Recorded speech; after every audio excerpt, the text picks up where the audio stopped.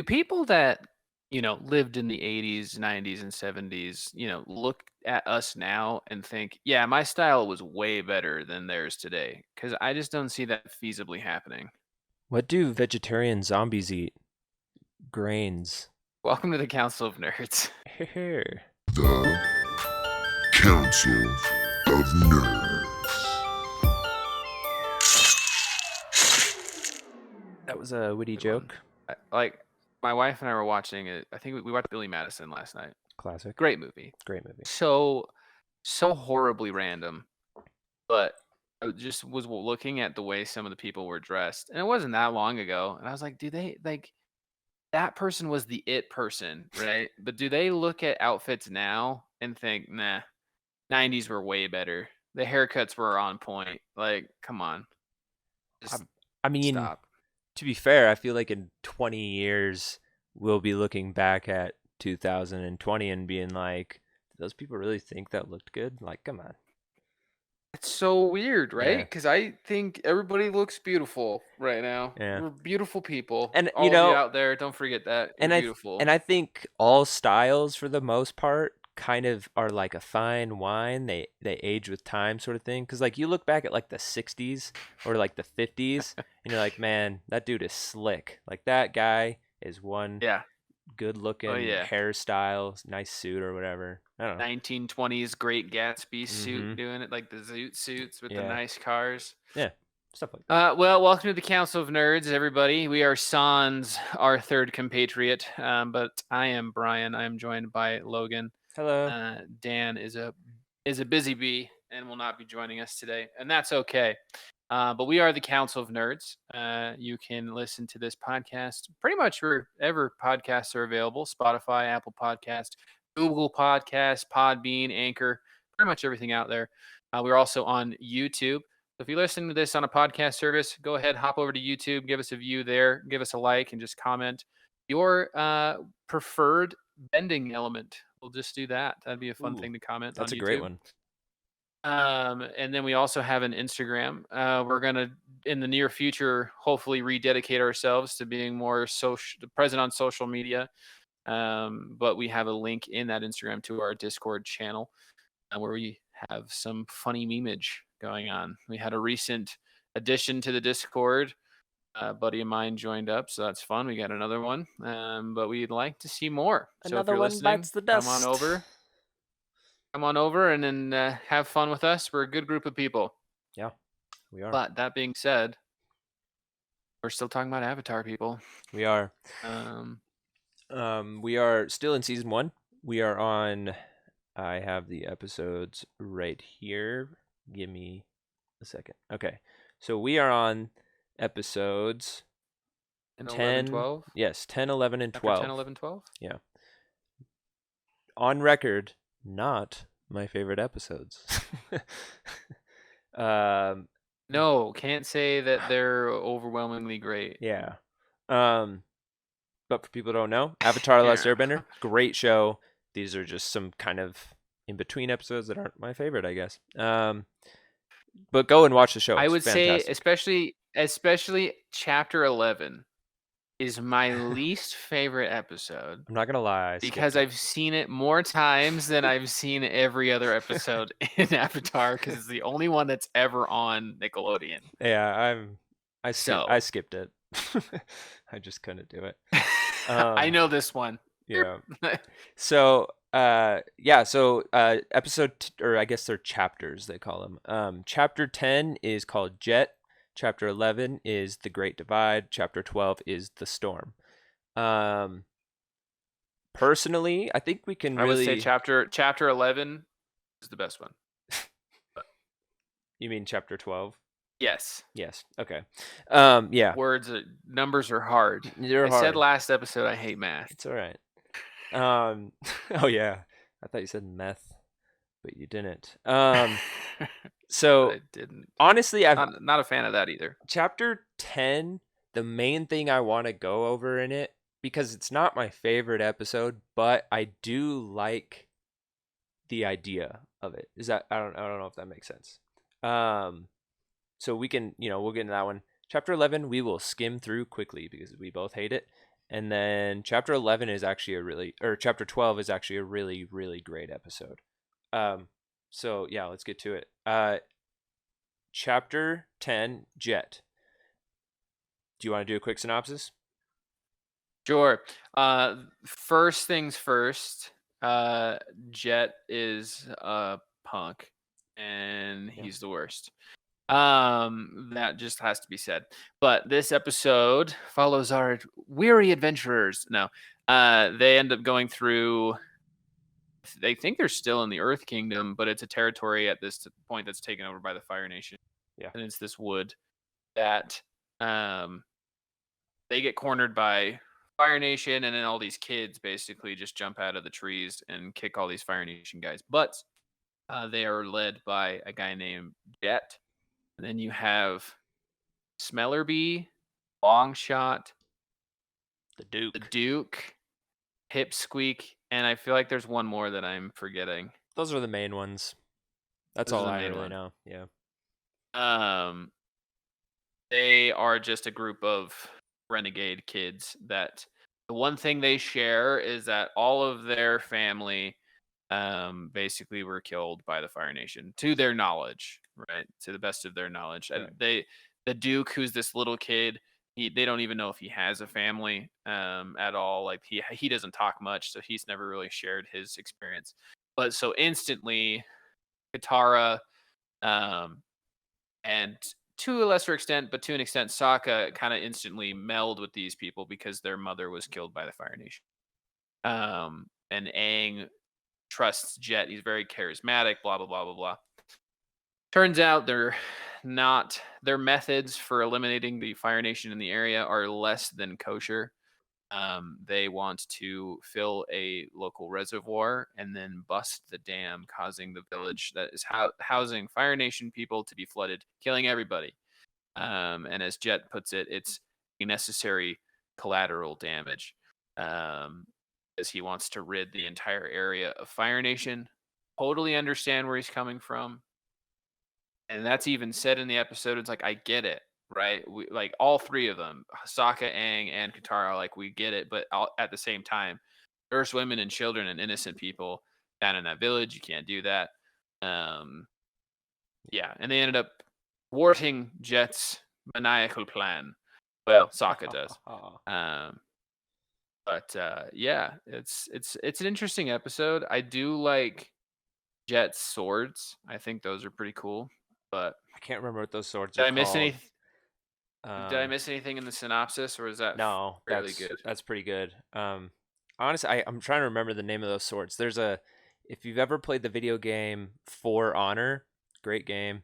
Kind of hard, makes me rage a lot. But there's a character from I think they have two different I think they have a Japanese faction and a Chinese faction, and I can't remember which one it's in. But one of the characters has those swords. But it's a girl. They have like hooks at the end. Yeah. And you can link them together and kind of get an extension. Yeah. And they're cool. Make your blade longer. It's very interesting. And then the hand guards are like weird little curved blades too. Yeah. They're kind of cool. I actually, yeah. So I said before, with this episode, it's not my favorite, but I like the idea of it, and what I want to explain that a little bit. There's two things. There's two parts to this explanation. First part, I am a huge fan of the movie Hook. I love it. It's super fun. Robin Williams, come on, it's great. Rufio. And I'm gonna. Rufio. I mean, you can make a great. There's a great tie. The guy who plays Rufio also plays Prince Zuko, so I'm gonna tie it together. So this group, the Pipsqueak, the Duke, Longshot, all them, Jet, and all them, it's the Lost Boys. They are the Lost Boys from Hook. In my opinion, Rufio is Jet, and then all the other little characters are the rest of the Lost Boys. That's why I like the idea, because, and they explain it in this episode too, like all these characters kind of have their own specialty, like their own set of skills. And in Hook, the Lost Boys, like each one of them kind of had their own thing. Now, the second part to this explanation, and this is a tie for my Star Wars fans out there, Clone Wars fans specifically. This episode was directed by our great Dave Filoni. If you don't know who that is, he co-directed with George Lucas the Clone Wars animated show, and he's also a director slash executive producer on The Mandalorian. Now, Brian, have you seen the last season of Clone Wars, season 7? Yeah. Okay.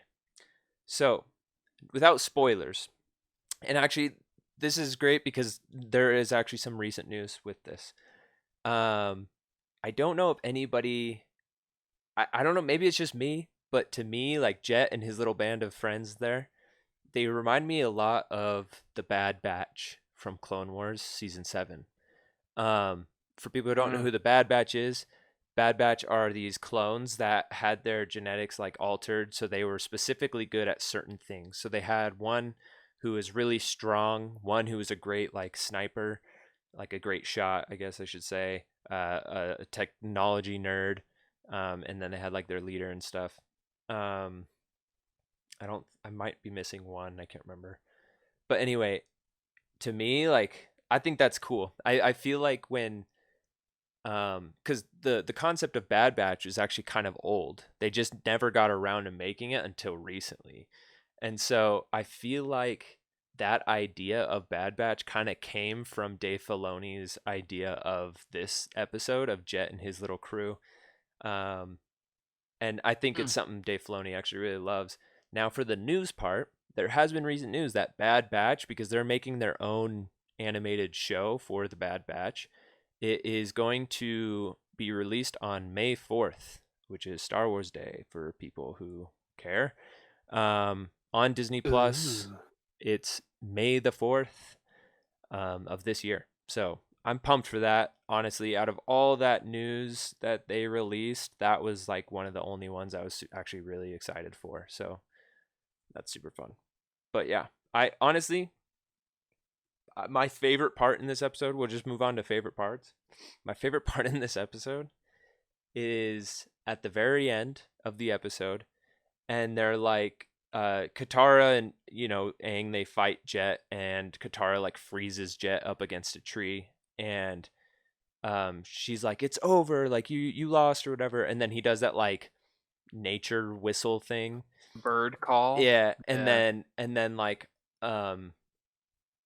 he's like no, it's not, and then Katara's like, what did you do? And then it just shows, because my favorite character of all those, that little group, is Longshot, and he's just like, and it's like silent, but it's like, and it like does the whistle of his arrow, and then it's just silent, and then it like falls into the dam, and then boom, and it blows up.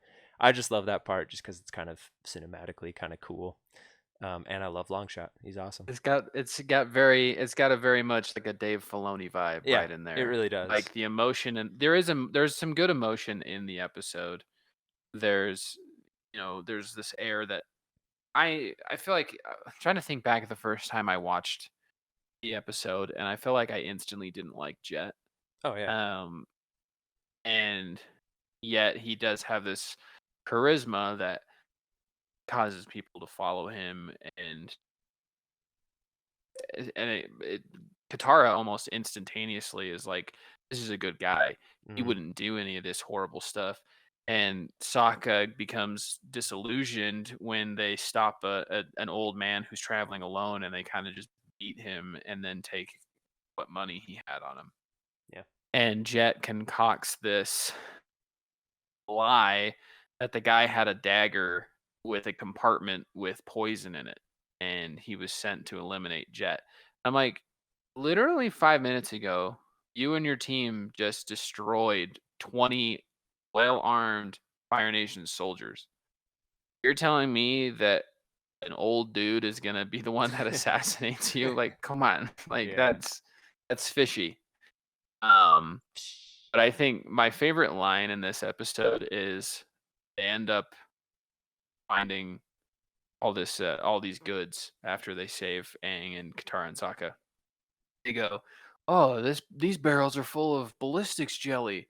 Like, oh, that'll be really useful. And then Pipsqueak says, oh, these ones are filled with jelly candy. And he's like, let's not get those mixed up. And that for some reason I was like, wait, Like that, like I just realized like what the the implications of that is. Like these kids could be eating like completely like basically plastic explosives, Yeah. like which kind of just made me laugh. But I think my favorite part is same like I just liked seeing and we see another manipulate like a further manipulation of an extra element in episode 12, but in this one, you see ice Mm, used, not just water, but like it's extensions of ice, and then in theory steam as well. right. Um, Katara is able to basically just freeze, like you said, freeze jet to this big tree, and I thought that was super cool, and also kind of scared the crap out of me because I think that was the point when I was watching the show the first time where I was like, "Wow, Katara is when she's pissed off is kind of bad. Yeah. Like, oof. Like, And it like actually spoopy. I don't like it. it gets worse like in the future of the show too, and you're just like, whoa, oh, okay, Katara, chill. Yeah, and we'll talk about in episode 12 the brief glimpse we see of a demonstration of a further manipulation of an extra element, Mhm. which makes sense why that one, we'll get into it, is with that nation. Um, but that was really cool for me. Because I think you like when you start the show, I mean, and I guess you see like Earth Kingdom guys manipulating coal, right? Because that's not this like it's not like a rock, but it is a rock. So you just didn't think about it. But It's I Earth. feel like when you're watching this show, you kind of put yourself in this. Oh, it's just air. It's just water. It's just fire. It's just earth. But air could be multiple things. Like think about like honestly, an airbender could walk into a room and airbend the air out of your lungs. Oh yeah. Man, this show could You're be dead. dark, man. If they made a dark Like version of this show, GG. that's cool. I never thought of that. Like Dan talked about it last episode, so I guess the cat's out of the bag for people who haven't, but blood bending is a thing that Yeah. does happen in the show, and that is a manipulation of the water inside people's bodies. So again, the water bending being super cool. Um there's really cool stuff that happens with earthbending later in the show that I don't want to talk about because it's really cool. Yeah. And then something we'll talk about in a bit with fire. And it seems like this, like every nation has like an extra ability. Like Yeah. it's not just this. There's extra stuff to it, and I really appreciated seeing that little glimpse into that. So Yeah. that was cool for me. It's like they have like they make you think they did a really good job in this show to make you think, oh, the basic element, right? So like they can bend water, like they're water benders, earth benders, fire benders, air benders. So in your mindset you're just like basic, right? And then throughout the show, and they do this with other things as well in the show, but the development is super cool. Like I mean, you have the development of like, oh, it's not just water, it's not just air, earth, fire. There's more to it, and like I said, Right. there's more development of character. Like Katara, Dan also mentioned this last episode. Like Katara, I mean, she was fairly weak at the beginning. No, she was fairly weak at the beginning of the whole series. And just to now, 12 episodes or 9 episodes later, we're like, whoa, Katara's not weak. She has a lot of potential, especially when she's mad. So I mean, I don't Doesn't know. everybody? I know, right? So I mean, I think that's probably one of the coolest parts about the show is just the development in every thing. Every part of the show has development, and it just makes it so good. But yeah, I don't know. This episode, like I said, I don't know why. I think the only reason it's not my favorite is because Jet.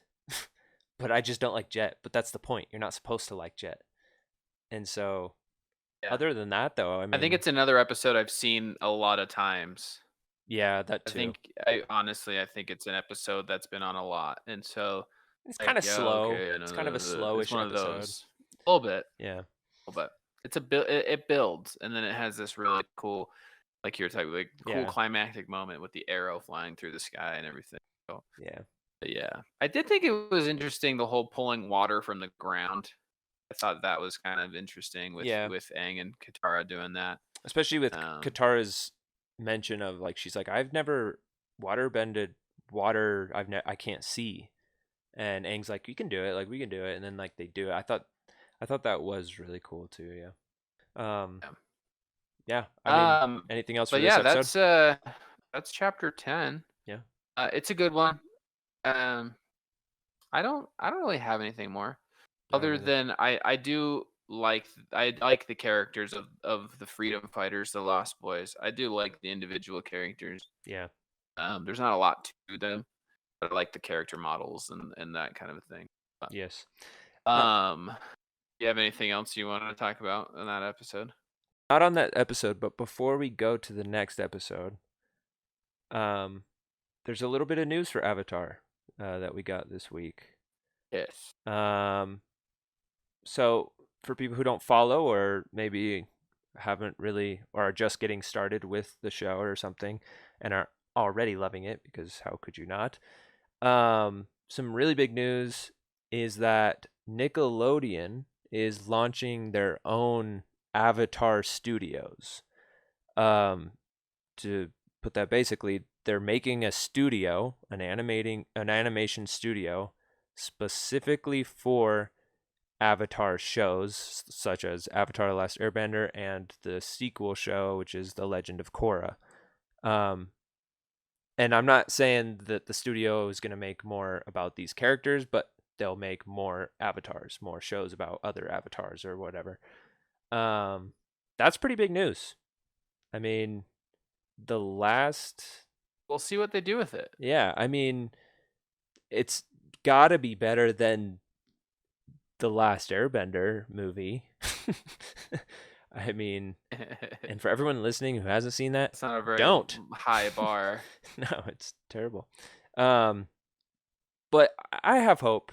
I do. I wasn't a huge fan of Legend of Korra, but not because of the storyline. Well, partially, but it was mainly just the time period they chose.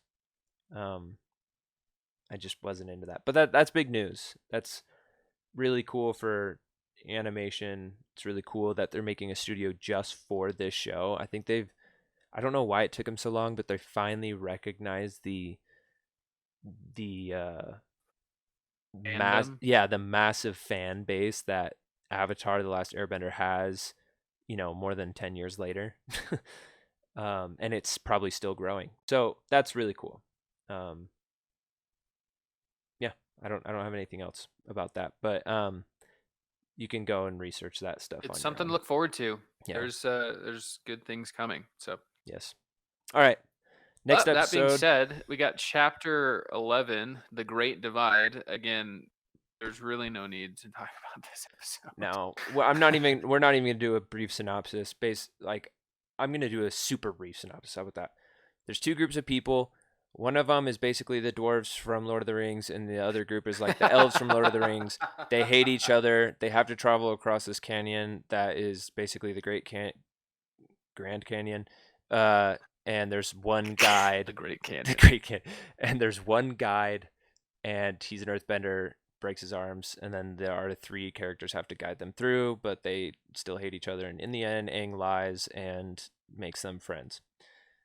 It's a really dumb episode. Everybody lying. Sometimes lying is a good thing. Yeah. The only part I like about it is Aang's lie, because it's a pretty good lie. When I remember first watching it, like, when was that? Probably my senior year of high school, so 7-8 years ago. And when he lied, I thought it was true, because his lie is that he was like, "Oh, I was there 100 years ago when your two ancestors fought, and that's how you became enemies." But they were just babies, and they were playing a game, and like, I thought it was creative. I thought it was fun. But other than that, episode sucks. And you can honestly skip it and not miss a thing in the show. There's really no point. Moving on. Yes. Chapter 12, The Storm. Very, very good episode. So good. Main reasons it's a very good episode. You get a lot more backstory on two main characters.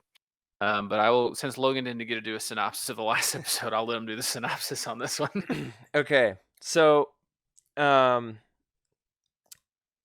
this episode, our three main characters, they basically go to this small little fishing town. They don't have any money. They need some stuff. Katara jokes and says like, "Get a job," to Sokka. And Sokka, like they end up finding this old man who needs help on his fishing boat. And Sokka's like, "I'll do it." And so he does it. This old man is kind of mean though, because he says some things about the Avatar, and he's like, "Oh, you abandoned us. Like this is all your fault that we're in this situation," sort of thing. And Aang gets really upset and flies away. Katara, and then Sokka goes fishing with this guy. Sokka goes to comfort Aang. And Katara goes to comfort Aang. Yeah, sorry. And from there, basically, Aang tells, because Katara's like, "It's not your fault, Aang." You know, she's like trying to comfort him, and he's like, "But it is." And he tells his story of why he was in that iceberg, why the Avatar was missing for 100 years. And we'll probably get into that a little more. So I'm not going to really go deep into that, but basically when he found out he became the Avatar, things changed in his life. He got really scared. He was only a 12-year-old boy. And he decided to run away from these problems. There's a freaking fly flying in my face right now. It's driving me crazy. Anyway, and he so he flew low budget, everybody, low budget. He runs away from his earth or his air temple, and on Nappa, and he gets caught in a storm, kind of basically crash land into the water. Aang uses Avatar abilities, air abilities to surround himself and freeze himself in an iceberg, basically. On the other hand, it goes into the story of Zuko and why he is the way he is, why he's so obsessed with restoring his honor, where the scar on his face came from, and it dives deeper into that story. This is one of my favorite episodes because of that part of the story. I really do like Aang's part as well, but Zuko is such an interesting character that when anytime we dive deep into his story, I'm there for it. I love it. It's great. Yeah.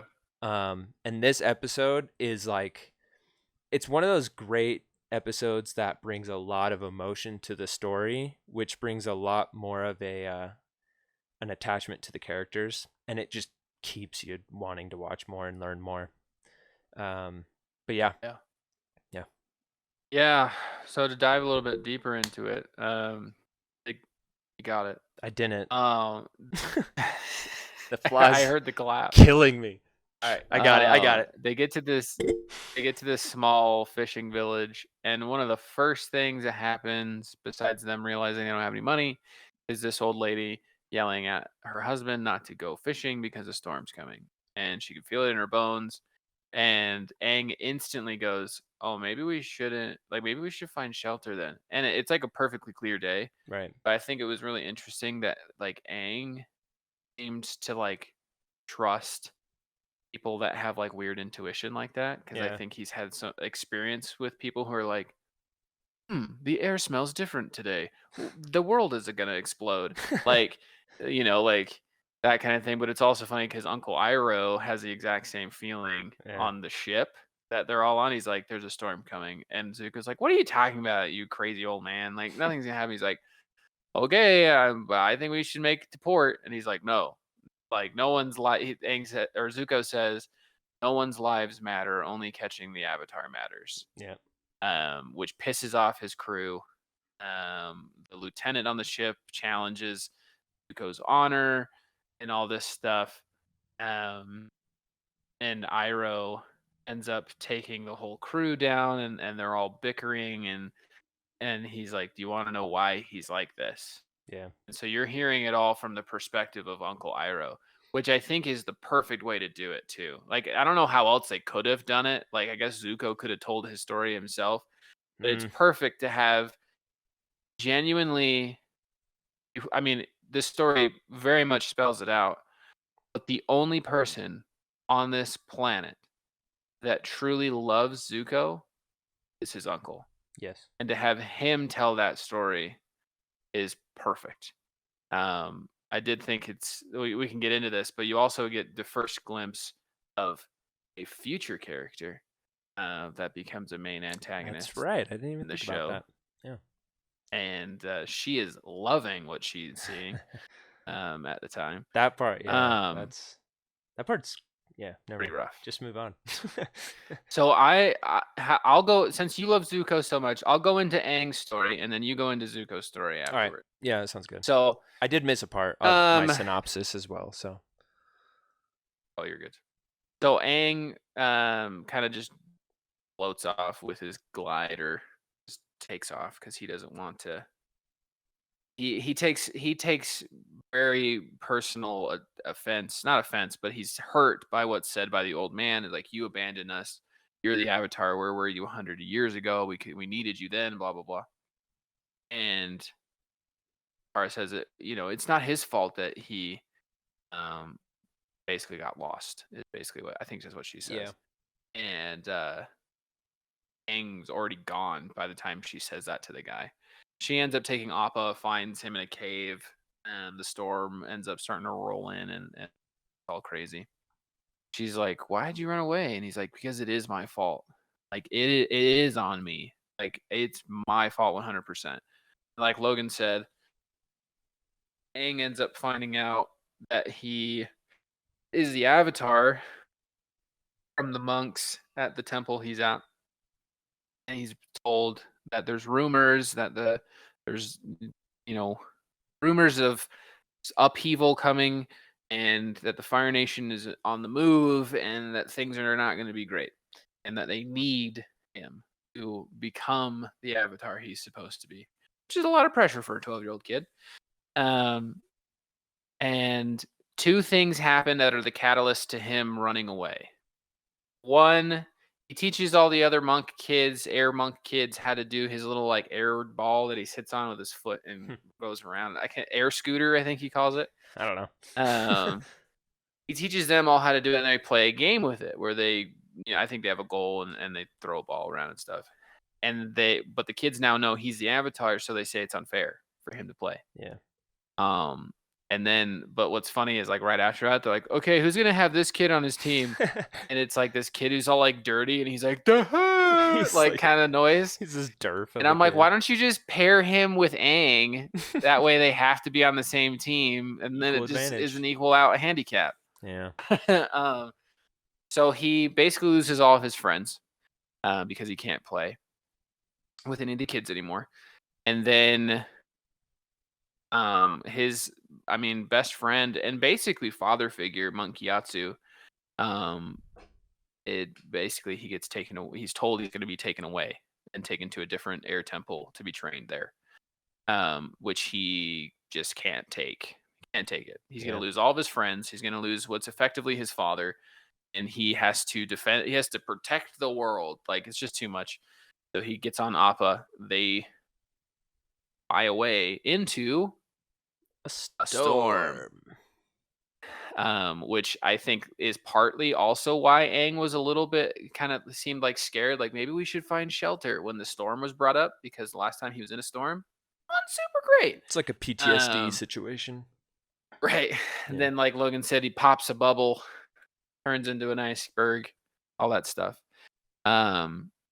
And we've brought this up a few times, but this is when you learn how they knew he was the Avatar, which is he picked some toys. Dude, every time. And that seems really arbitrary. But kudos. But yeah, Aang very much blames himself for the state of the world because of his choice to run away from his responsibilities. He feels directly responsible for every death, directly responsible for every imprisonment, every torture, every horrible thing that's happened to anybody in the world in the last 100 years is his fault, which, as I guess to the rule accurate as that is, it's not reasonable to have that kind of guilt and blame on yourself. Yeah. So it's a heavy subject for sure. One really cool moment is when Aang gets really mad telling this story, he pops into Avatar mode for like a second. Oh yeah. And his arrows just start glowing, and he's mad, and air's going all around, crazy around him, and Katara just goes, hot embers, and like there's stuff coming out of the fire. I'm like, that's a really random line. Like, good job, waterbender. There's rain right there. Just put the fire out. Like They're in like a wet cave, and she's like, embers. But you learn really why Aang is pushing himself to be who he needs to be, and his motivation, but also just like how truly sad and alone he felt up to that point, and until he found, well, I guess till Katara and Sokka found him. Yeah. But he's really just kind of been this lonesome, goofy kid. Yeah. So yeah, it's really eye opening, and it's very heartfelt, and it's a lovely episode on that half. The other half is even better. Yeah. Take it away. Not to mention as well though with Aang, he gets his butt whooped at Pai Sho by Monkey Atsu. So Pai Sho, That's true. I want to learn how to play that game now, if it's a real game. Yeah, so my part is the Zuko part. I don't think I can emphasize enough how cool of a story Zuko has throughout this whole series. Past, future, everything about him. Just really great character. Now, like Brian said, like this story is told from the perspective of Uncle Iroh.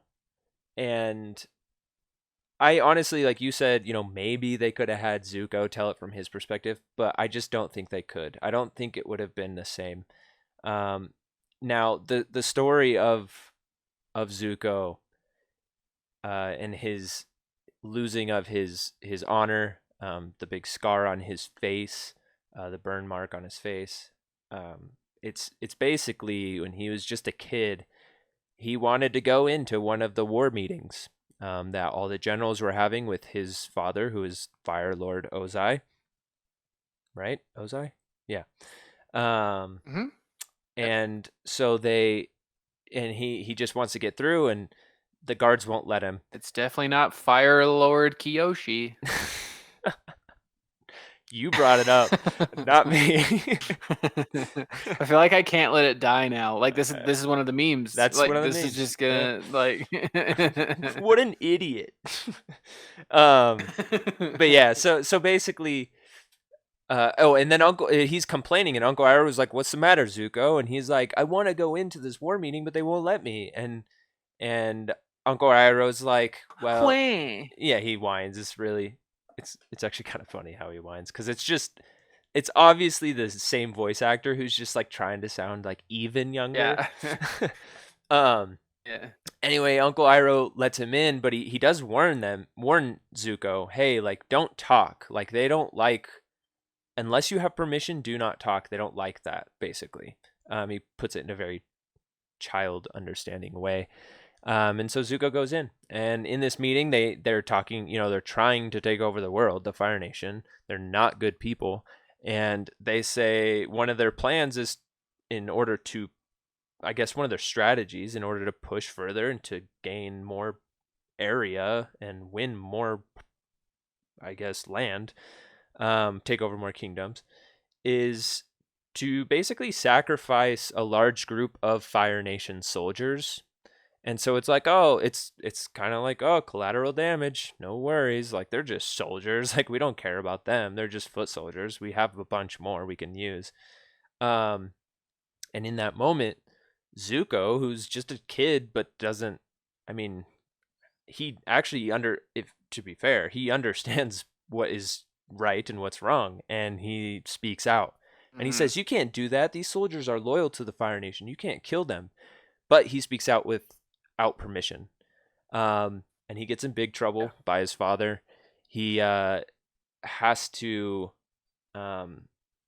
without his knowledge of who the opponent will be, he has to compete in a I'm totally blanking. Agni Kai. There you go. Thank you. I will say that Uncle Iroh does point out, he says Zuko was right, you see. Yeah. Like, he was correct. Yeah. But he did it in a disrespectful way. Right. And that's where they couldn't allow that which to happen. which in a way to me is really cool. It kind of emphasizes the culture of this world. It's very much related to the Chinese, Japanese, the Asian cultures, at least to my knowledge. There's a lot about respect and honor, and you don't speak out of turn in any situation, sort of thing like that. And especially to superiors. These were generals Right. in the army, and his father's the Fire Lord, and you just don't do that. And yeah, so he has to compete in an Agni Kai against an unknown opponent. And the next part, it shows like him, like when you do the Agni Kai, which is just a duel between two firebenders, you start out back to back far away, and then you turn around when you're ready to fight. So when he turns around, he sees his opponent, and it's his father. And I believe Uncle Iroh also points out, like, because you see, it wasn't the general that he disrespected, it was his father that he disrespected. He basically, in his father's opinion, brought dishonor to his family by doing that. So his opponent had to be Fire Lord Ozai. Voiced by Mark Hamill. Yes, sir. And in this moment, he's like, I'm not going to fight my father. He doesn't want to fight his father. But his father is evil and ruthless and merciless, and has to teach Zuko a lesson, and basically like fire punches him in the face and gives him a big old burn mark on his face, and strips him of his honor and says, go and find the Avatar and do not return until you do so. And that's the only way he can restore his honor. And actually, you kind of pointed out, there's a future character that we meet later on, she's a very crazy person, but she in this, they're showing like a flashback sort of situation, and it shows her like in the crowd when Zuko gets his faced. Wow, that was really dumb.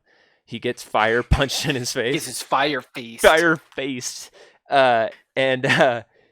And she's just like standing there smiling, like she loves it. Like in a way that she's enjoying what she's seeing. Yes. And so is Commander Zhao is there as well. Yes, I did notice that. And he is smiling about it. And Uncle Iroh says in that moment, he said, I couldn't watch, I had to look away. Yeah. So the only person in there who like that, and that's why I said the only person who actually loves Zuko was his uncle. Yeah.